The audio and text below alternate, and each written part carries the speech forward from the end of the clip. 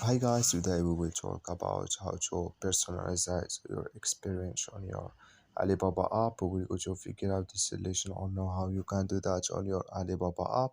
So all you have to do, just go down here, you click here on my Alibaba app here and this sign and down. Then it's going to take you here in this window. It's going to show for you window like this. And all you have to do now, so just go down here and you come here to source and preferences. Here you will click, and it's going here to take you here in this window, and here you will preference here, or what is your preference. And here you can choose, or here you personalize your experience here in this window. So that's all you have to do. Like, you click here on bot and you click here on done, and it's going to add video on your Alibaba app. So that's all you have to do. I wish know you I get it. That's also just follow these ways and it's going to work with you. Thank you for your watching. Don't forget to support us by liking,